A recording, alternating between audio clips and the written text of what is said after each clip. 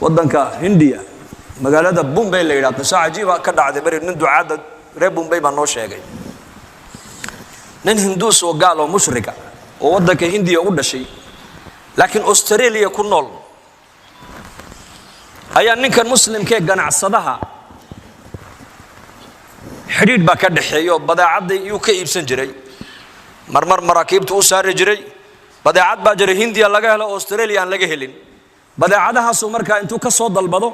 ayuu lacagtana banka ugu soo shubi jiray isaguna ama cargo diyaarad buu u saari jiray ama container marka buu u saari jiray ninkii maal qabeenka ahaa reer Australia ahaa Hindiga gaalka ahaa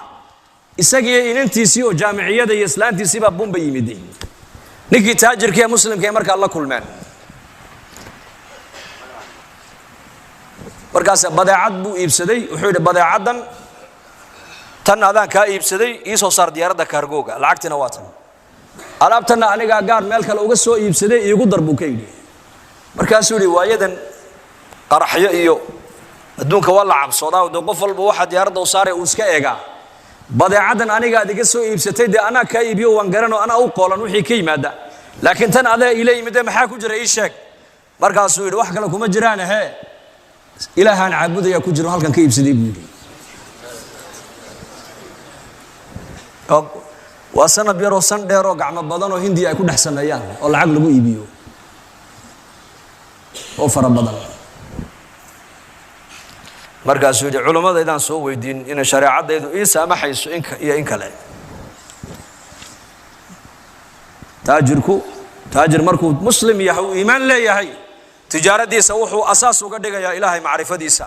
tijaaradiisa wuxuu asaas uga dhigayaa maaragtaana inuu shariicada islaamka ku dhaqmo maxaa banaanayn maxay shariicadu banaanaysay maxaa ii banaanayn wuu soo noqday wuxuu yiri waxay culimadaydu igu yiraahdeen ma banaano haddaad u qaadid gaalnimadiisii baad ku caawisay waa khatar mana banaano shariicada islaamka ma ogolo waana xadiis saxiix oo nabigu sheegay sallallahu alayhi wasallam uu sheegay uu yaabay ninkii war inta oo sanaan saaxiiba ahayn oo wada mucaamaloonay maxaad igu qaadi weydeen ma qaadayo wax kale aniga wax kale oo xalaal ah hadaad ii keento waan ku saaray diyaaradda laakiin kan ma qaadayo diinteedana ii saamaxayna ku qaado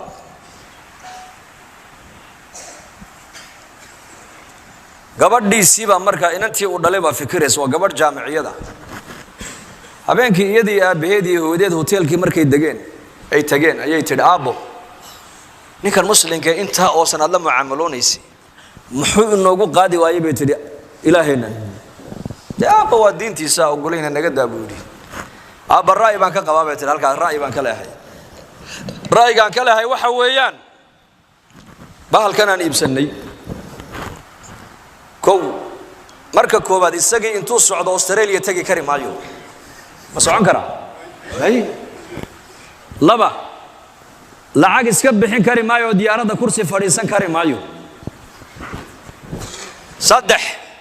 adigii waxaad iga dhaadhicisay oo hooyaday ka dhaadhicisay oo adiga ka dhaadhicsanna baahideena kana daboolaya markay dhibaatana qabatay xambarino waxay tiri ani arintaas maskaxdeeda ma galaysay tiri war kala keen فكرت لكن مسلم كيف التلفون كيس قبضتي ولا هذا الشيء وحيت بريت ولا انكم اركان دونيا وايو وين انت ودق عين كاس ودلي ويانا ما انت كنت مد يا ابيه لا صوتي ابيه لا صوتي اي كله بالبو marka ku martay qaaday markay u timiday wuxuu marka islaantiisii buu soo kaxaystay oo xijaaban oo gabadh mutadayinada markaas u soo gashay hoteelkii halka gabadhii fadhiisatay waxay tiri anu adigan kula ballamay ruuxan kale kula fadhida maxay tahay wuxuu yiri ruuxan kale waa xaaskaygii diinteeda islaamku iima ogolaanayso inaan adiga kula kaliyoobo limaada waan ku geeyaa adiga mahram badita mahram imatid mahram badu baahanta nabi maxamed baa yiri ninna naaga ajaaniba inuu san la kaliyoobin illa mahramkayga la jooga mooyaane alayhi salatu wasalaam taana horta qacbay ku tiri qalbigeedii diin bal ya meesha taale waxay tiri su'aal baan ku weydiinaya diintaadu adiga waa maxay waa islaam iyaad aaminsan tahay sheeg Allah bana aaminsanay la tudrikuhu al-absar wa huwa tudriku al-absaar cirka abuuray dhulka abuuray marka halkii fursad waxay u noqotay inuu ninkii gabadhii dacwada siiyo inay iyadii halkii ku islaamto inay hoteelkii ku noqoto inay hooyadeedii aabaheed ay ka dhaadhicisay diinta islaamka oo labadii waalidoo da'wa weyn ay ku qancaan inay diinta islaamka soo galaan hidaayada marka ayahay nabi maxamed alayhi salaatu wasalaam wuxuu ku yiri quraysh adeer anu kalmad baan la rabaa inay mar kaliya yiraahdaan hadday kalmada ay yiraahdaan carab oo dhan madax bay u noqonayaan carab ajam oo dhan jizyada ka qaadayaan kalmadaasi waa maxay wala ilaaha illa allah aba jahl basaraka wuxuu yiri aj'ala al-alihata ilahan wahida inna hadha la shay'un ujab saddex boqol iyo lixdan ilaahon caabudaynay ayaa baahidayadii dabooli karile maxamed ma waxa uu leeyahay mid kaliya caabuda war inaga kiciye buuri meesha ilaahayadeena cibaadadoodana ha ku sabirne muraadka maxamed uu kaleeyahay diintiisan ku daynayo ka hadhaya ma inay naga mariyo bay dhaadeen markay ka dareereen ayuu nabigu sallallahu alayhi wasallam isagii adeerkii baas ku soo hadhay markaasuu Abu Talib ayaa yiri adeer hadal xunba kuma odhan waa sidee ma inta bay ka didayaan markaasuu adeer adigu kalmada mar ii dhabuuri qiyaamaha ku marxaati furee hal marun adigu ii dhabuuri kalmadaas maalin kasta waa u bandhigay adeerkii dacwada sakaraadkii markuu qabtay ayaa la yiri adeerka Abu Talib baa xanuunsan oo jiifo oo dhacay markaa buu nabigu isku taagay alayhi salaatu wassalaam kolku u soo galay Abu Talib wuxuu arkay dhinaca waxa ka fadhiyay Abu Jahl uga soo horeeyay Abu Jahl baa uga soo horeeyay siraac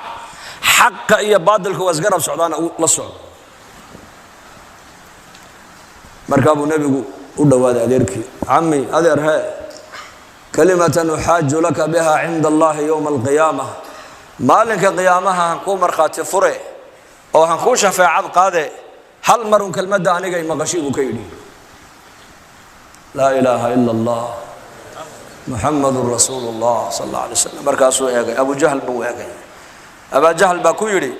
atarghabu an millati Abd al-Muttalib ya Abu Talib ma millati Abd al-Muttalib baad maanta ka weecanaysaa diintii Abu Yashin intood ka tagto diintan cusub ee Muhammad uu la yimiday miyaad rumaynaysaa oo raacaysaa oo aamusa hadana nabiga soo yarjiidiyay sallallahu alayhi wasallam adeer kalmada mar labaad igu celi buu ka yiri mar labaad hadana waa aamusa hadana Abu Jahl baa soo jeediyay markii uu dambeysay Abu Talib wuxuu yiri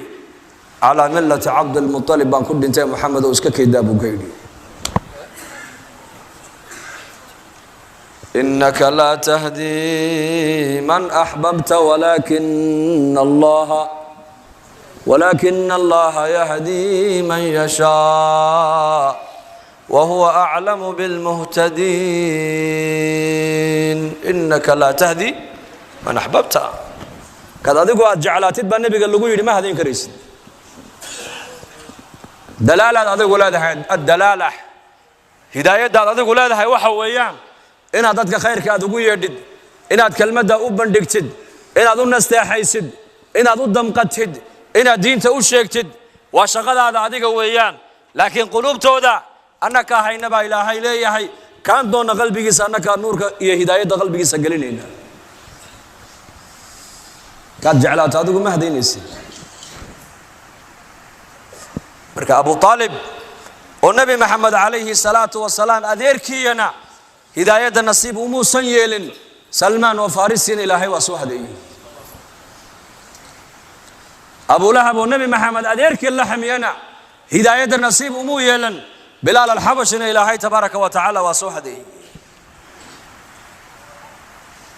يهدي من يشاء كودون إلهي سقهدي كودون marka ilaahay asmaadiisa waxa kamid ah al-hadi hanuuniye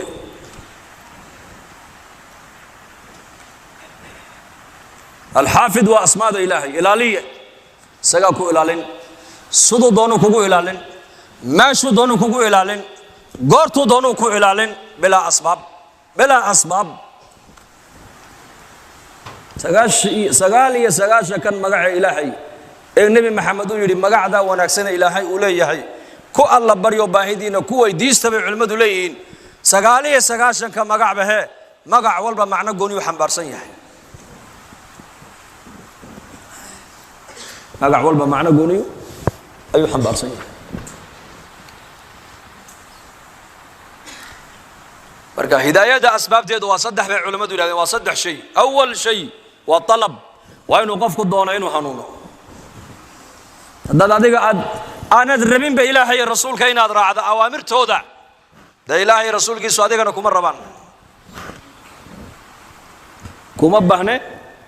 ada u baahan diinta ada u baahan inaad hanuunto adiga u baahan inaad ilaahay adeecdo adiga u baahan inaad diinta islaamka baratood ku dhagtood ku dhaqanto ada u baahan